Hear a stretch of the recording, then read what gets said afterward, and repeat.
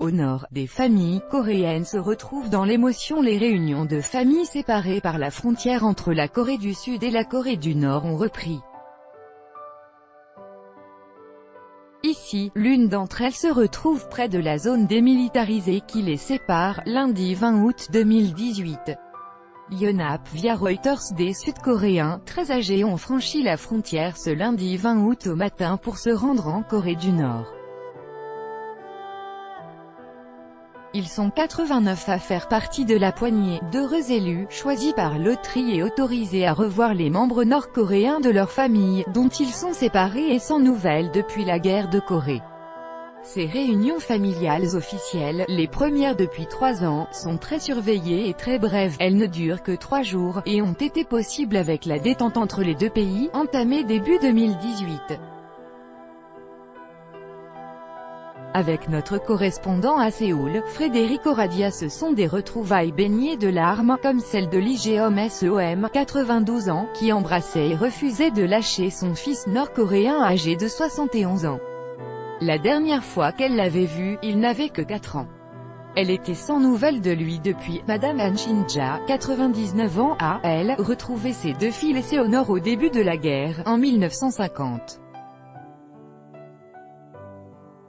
D'autres ont rencontré pour la première fois un frère, un neveu, un cousin.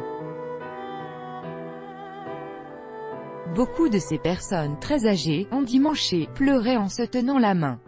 Certaines ont amené de vieilles photos ou des papiers d'identité, pour tenter de reconstituer leur arbre généalogique. Ces retrouvailles se déroulent dans la salle de réception d'un hôtel en Corée du Nord. Soit sans aucune intimité, les familles sont entourées de plusieurs caméras de télévision sud-coréenne et d'observateurs nord-coréens. À part le déjeuner du mardi 21 août, toutes les autres rencontres prévues jusqu'au retour au sud, mercredi 22, auront lieu en public. Pyongyang interdit ensuite tout échange de lettres ou de coups de fil. Ces familles enfin réunies après des décennies d'attente ne pourront sans doute jamais reprendre contact.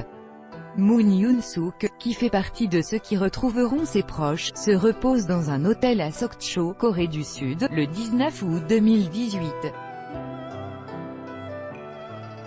Reuters, Kim Hong-ji, une Coréenne, regarde vers le nord de l'Observatoire de l'Unification, au sud de la zone démilitarisée à Goseong, Corée du Sud, le 20 août 2018.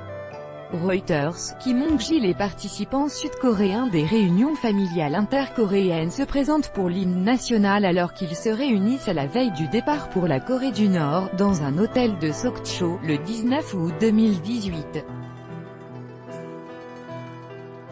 Daejeon, AFP. Des membres sud-coréens et nord-coréens d'une famille, retrouvés près de la zone démilitarisée séparant les deux Corées, le 20 août 2018. Yonhap via Reuters. Des membres d'une famille séparée se retrouvent près de la zone démilitarisée, le 20 août 2018.